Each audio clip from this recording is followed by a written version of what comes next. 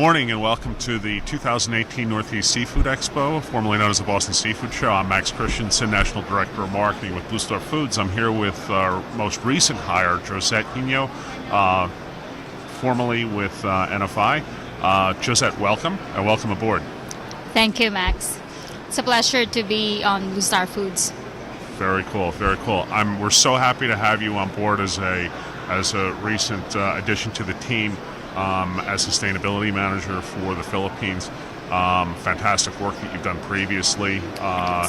Josette, please walk us through a little bit of your background, inclusive of your where you grew up, where you're from, and your education, and how you wound up in the seafood industry. Well, I'm from south of Manila in the Philippines, and I was born in a coastal community where fishing is a primary industry. It's the main source of livelihood for many people in my town. And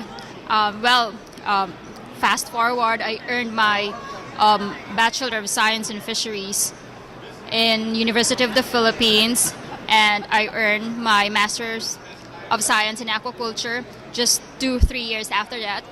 And so after graduating from my master's degree, I work as a researcher for fish diseases at the same university, because we do have academic and research. And after 3 years of working with research, I didn't want to contain myself more with this whole four walls. I wanted to explore more, and I wanted to do the marine conservation space. So I joined the Philippine Association of Crab Processors, INC. That's an in-country partner of the National Fisheries Institute Crab Council. And I work as the program director, so mainly directing all the activities that the Crab Council in the Philippines has to do. So I manage all sustainability initiatives, and I felt so connected with the stakeholders that makes up the whole crab meat industry, or the blue crab industry. I think it's a very fulfilling job, until I realized that probably this is really my calling. I mean, working for the sustainability of the blue crab industry, or the crab industry in general. And then I think joining Blue Star is also very inspiring and exciting. It is exciting knowing that you've made a lot and significant steps towards traceability. Traceability in Asia is very much a concern, being part of a supply chain that's very non-transparent, very opaque. So I think doing something, moving ahead of all the industries is a huge deal. Of course. So being that you grew up in a coastal community, you're very connected to this industry. You're very connected to the seafood industry. You have firsthand experience. I'm sure you have family members that work in it as well. So it's kind of in your blood. It's pretty cool. Connection that you have, and then also entering into this, and entering into our organization and following through the career path. What have you seen? So, you've been paying attention to this for quite a few years, obviously, you've been working in this field. What are some of the major improvements or advancements that you've seen with regard to sustainability, in the past 5 or 6 years? I think if you look back 5 or more years, I think sustainability has not been given, the spotlight it deserves. And people were not so concerned about how and where the food they eat were sourced from. And a few years back, in the recent times, the sustainable seafood movement, has been progressing well, and that end users, consumers particularly, are very choosy with the food they eat, and they want it sustainable and traceable. And so, this consumer drive for sustainable and traceable seafood is also urging the market to intervene, to step forward. And thus, when you have this, consumer demand and then a market intervention, that makes it all, it's like the right formula for industries to move forward, to move to do the sustainability. I mean, to just not they have to start caring about their impacts to the environment. Would it? I mean, may it be like oceans, the farms, agricultural lands. So, and with sustainability, you're able to measure your impact as well on the social economics aspect of, of the industry. So I think that, yeah, sustainability has made a huge progress, but I think it's not enough. I mean, there's Sure. a lot of work to do in the field. Well, per our tagline as a company or as an organization, we are on the path to sustainability, and I feel that, and I'm sure you do too, and the industry would probably concur that it resonates throughout the industry. We're working collectively towards sustainability, but we're by no means fully there yet or entrenched in it. Josette, please tell us a little bit about your educational process or experience within that, because I know you've got a deep connection with your coastal community and improvements of creating awareness at the fisherman level and the aggregators, and making sure that they're on board with these initiatives and pulling that through. Is that difficult, or are they open to it? I mean, because in reality, if they're open to improving their practices and improving the longevity of the industry and the blue swimming crab species, you'd think that they should be completely on board with this. So have you had an issue with that, or? Yes, definitely. I think the work doesn't come easy, especially in developing worlds where people, a lot of people is below the poverty line, and unfortunately that our fishermen, our harvesters, the people are, the buyers, the traders, they belong to the poorest of the poor sector in the Philippines and Indonesia. So that's true for a lot of Southeast Asian countries. So I think the first thing we should do is to immerse ourselves in their life, or in their community. That's how you can understand their situations. Right. That's how you understand their problems, the issues that that confronts them in the community. And without immersing or without putting yourselves into their shoes, you're not gonna understand them at Sure. all. So I think having the knowledge of knowing the problems that besets their community, their village, you can from there you can start addressing environmental impacts, because before we address environmental impacts, you have to educate these people that sustainability is not a short term, it's a long term goal, it's a course. goal. I mean, more often than not, most of the people in the fishing villages, they don't think about sustainability. They think about surviving a day, Sure. having food on their tables, and that's very important to consider when you push for economic sustainability or longevity of the industry. You have to support them in some ways. You have to reach out to the communities, probably design some projects to empower, to capacitate the communities. So, And- so yeah. we need a deeper understanding of the initiatives that we put forward and how they economically affect those that are actually the harvesters, the fishermen, so that we don't make them go hungry or make them go homeless or anything like that. So there's a tremendous social impact and social consciousness that needs to happen through all of this. And I think that you've done pretty well at aligning those initiatives so that they're less frictional, so to speak, with the fishermen and processors and that type of thing. Correct? Yes, correct. I think the 3 years, a little less than 3 years, I worked with the Crab Council. It was somehow prepping me to this kind of, more robust, more, exciting yet challenging work Sure. for Blue Star Foods. But that was a good stepping stone for me to really get to know the communities. Absolutely. And at some point, some of them will be recognizing me. And when I go there, I know how to approach them, because you cannot just tell them, or do this, do that. You have to you have to feel them. You have to be part of them. Sure. Absolutely. So yeah, I think it's very exciting and yet challenging, but I think in the end, it's all worth it. So they're pretty. As long as the initiatives are sensitive to their needs, then all of the on the ground, in country components, all those people, they're all open to improvement as long as their livelihood is not taken from them or anything like that. So they're not fighting it as long as they can still earn a daily wage and earn a living and that type of thing. And there's been from what I understand as well, there's been quite a few improvements as far as health benefits for a number of the cities. Share a little bit with us because you're firsthand on the ground in that. I've been to the factories and mini plants, and I think having the export. There used to be no export value for blue crabs, and you could get the crabs for just $1 per kilo. That's per kilo. That's 2 pounds. But now there's an added value to that raw material because there's an export market to it. Sure. So people are starting to earn more.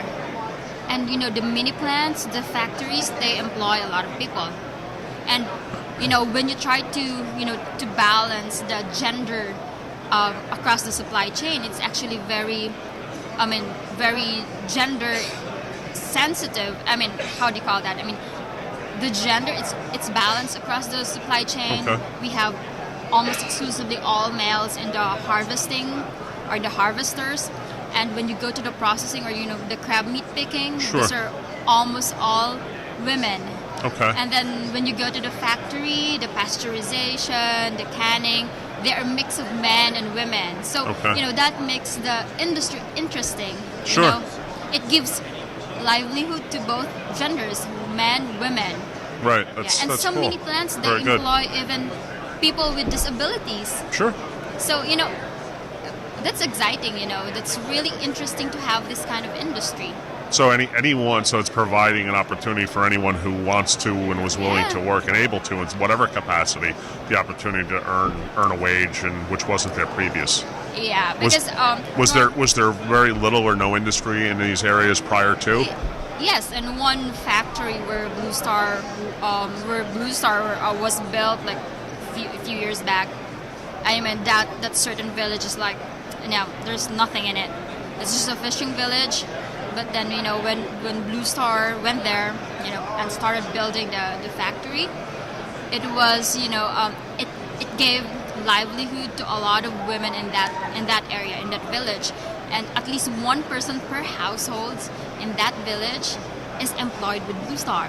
Wow. So that makes a difference, a huge difference to that community. Sure. That's impressive. Impressive. And we have to take care of them. And Blue Star factories and mini plants and offices, they are all labor compliant. We give them, decent salary. They have health benefits, insurances. So I think, just as it's one thing employing people, and it's also another thing if you're compliant to all these labor standards. So based on you're a, and I don't want to get into age, but you're a Millennial. I'm a very You're a millennial. professional, young woman. My question to you is: do you feel that your age demographic is as sensitive to these types of issues within sustainability and seafood as you are, and as passionate about them as well? Possibly not as well informed if they don't work in the same field, obviously, but you understand kind of where I'm going with the question. Yeah, I think I always call this, seafood movement, sustainable seafood movement, as millennial-driven. Right. And it's not just in seafood; it's in everything we eat right now. May it be like in poultry, in agricultural, and farms. But most especially in the industry that we're in the seafood industry, it has become, a huge movement.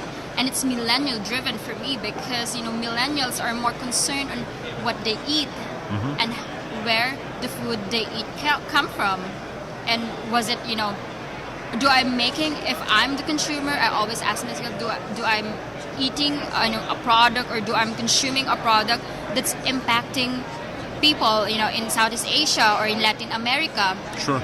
Does this mean it's because, when you eat or when you consume a product and that there's, a labor issue in it, it doesn't feel right. It doesn't feel right supporting products that are labor, there's labor fraud in it.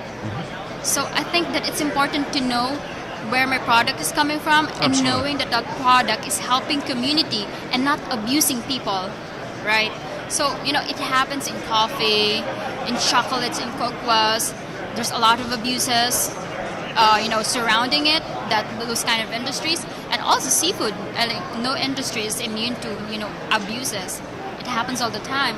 But knowing that I work with a company that is labor compliant, that is supporting, giving livelihood, going to communities, even our CEO goes to the communities, that's a huge difference. Absolutely. It's a big deal for me.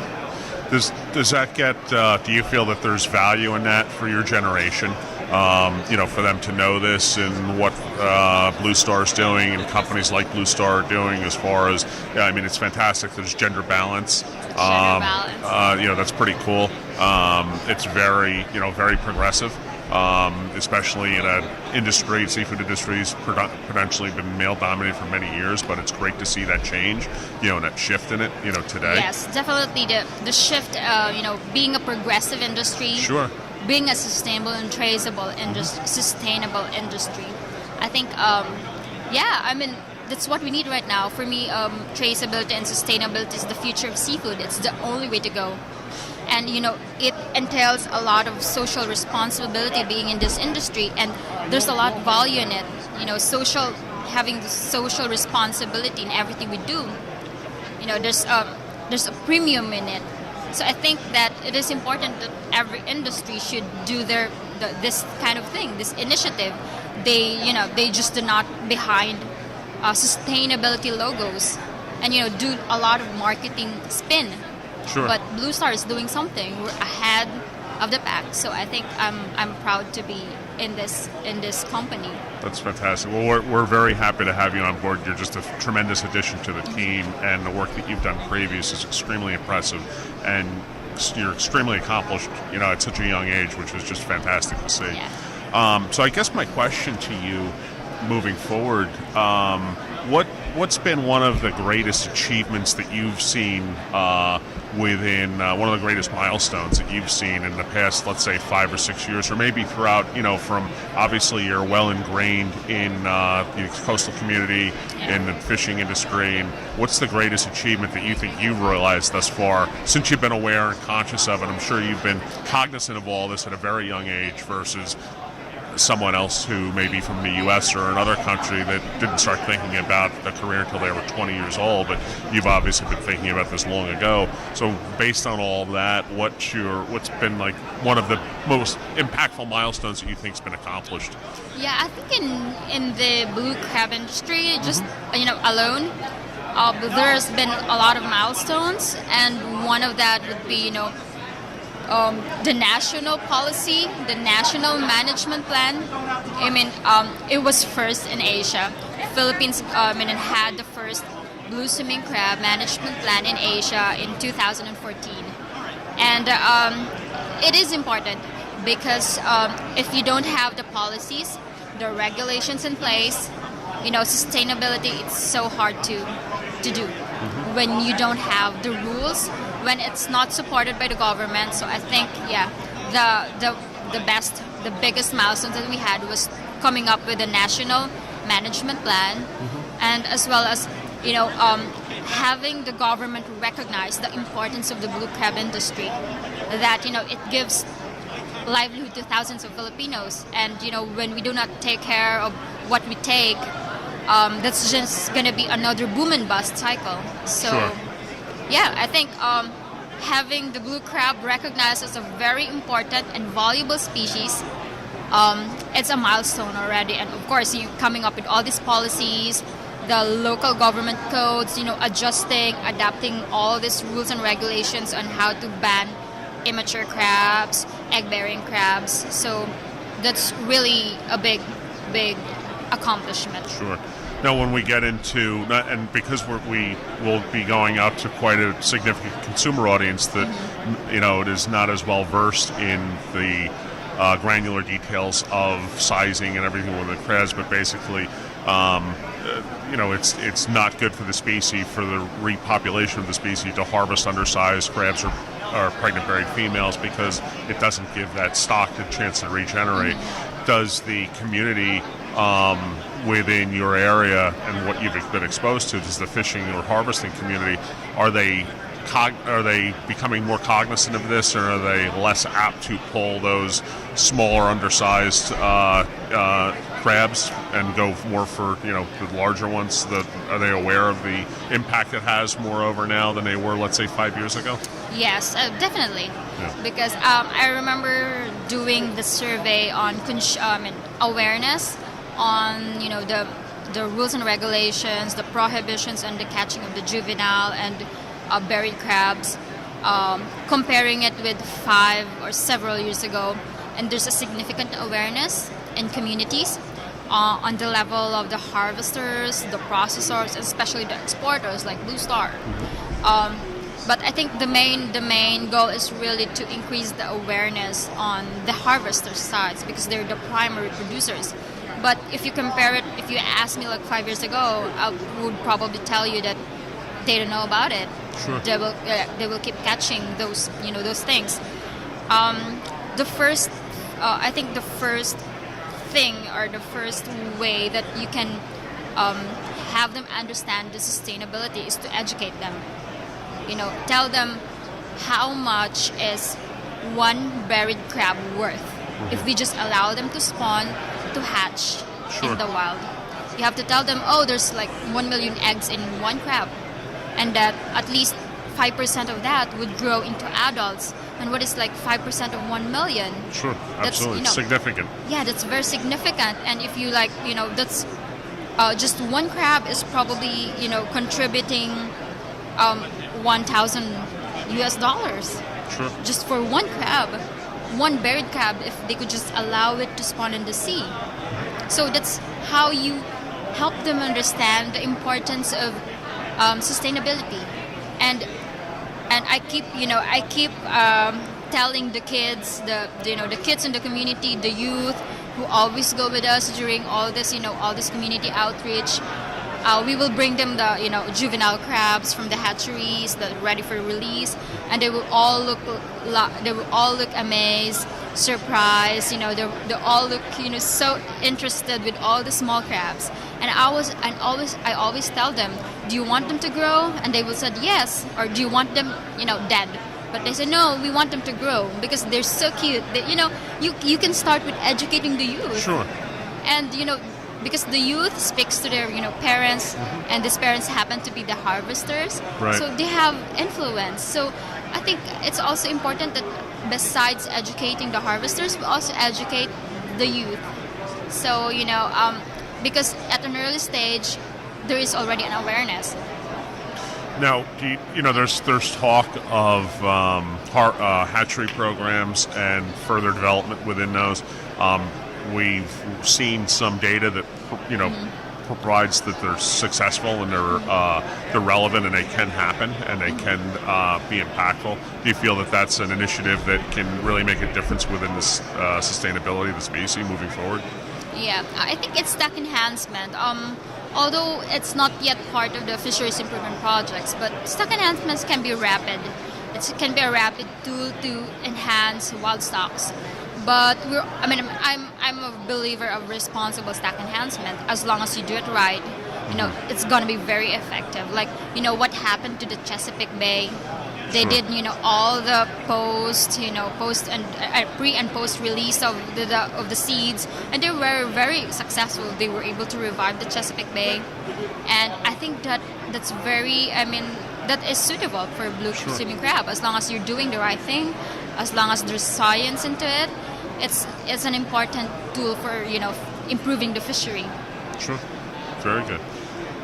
So moving forward, what would you, based on your previous experience, what would you like to see happen? What's a goal for yourself, or what you would like to see within the industry? I mean, you're very knowledgeable, obviously, so it's it's a good. Yeah, opinion. I think I just joined the company, but my goal for myself is like in a year time, we could. My goal is to have the QR codes at least 20-30% in one factory. So that's already huge for me. That's the least that I could do for a year.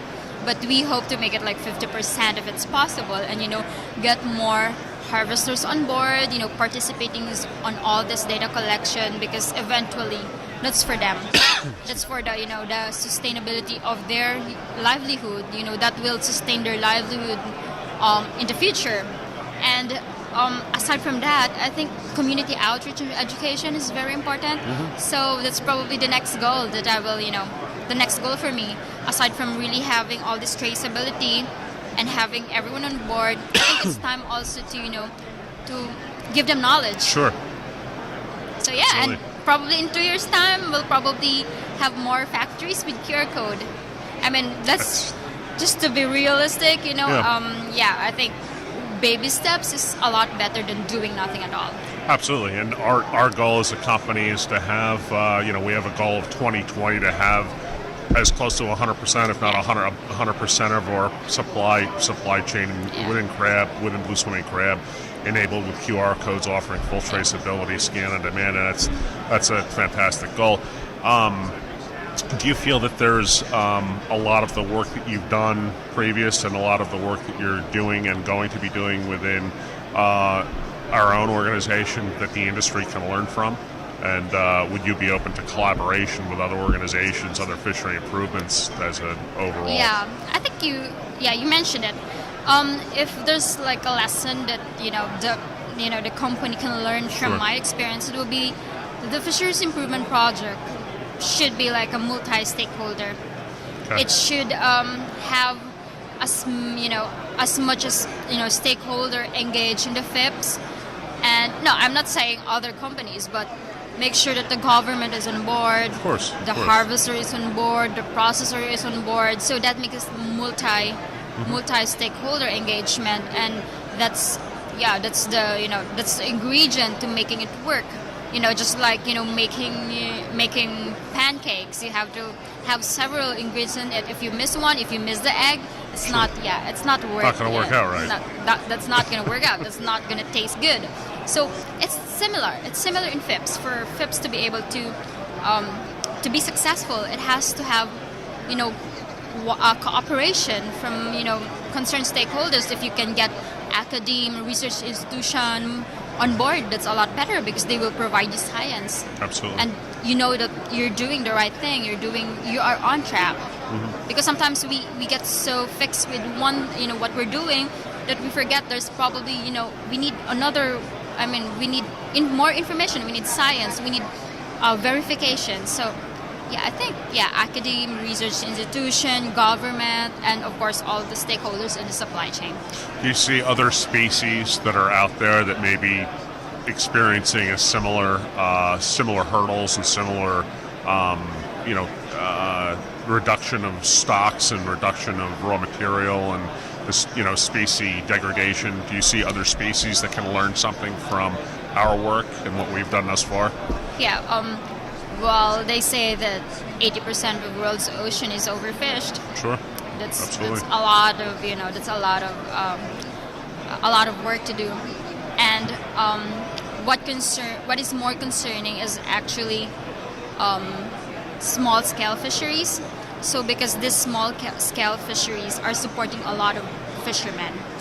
It's artisanal fisheries. Sure. So I think we have to focus also on how to improve small-scale fisheries, because there's a lot of spotlight on commercial fisheries that sometimes they forget the more basic thing that we should put our hands on. Like we should help our smaller communities, because our communities that lives by crabs or by fisheries that are small scale.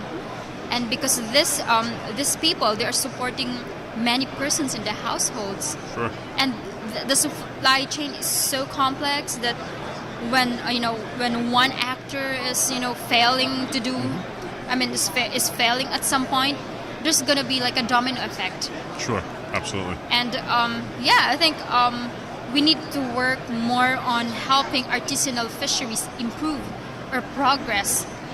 And Blue Swimming Crab is small scale and it's artisanal. We want to help more communities that depend on it. To step forward and Yeah. take action and everything else. Fantastic. Anything you'd like to add before we close? I think yeah. I mean, stay tuned. Stay tuned for more. But in a year, probably next year, we'll have more QR codes, more QR coded cans bringing in for the expo, and I'm excited. Very good. Well, thank you again, and very Welcome. happy to have you as part of the group, and looking forward to My a pleasure. successful 2018. Thank you, Gisette. I'm Max Christensen with Blue Star Foods. Thank you.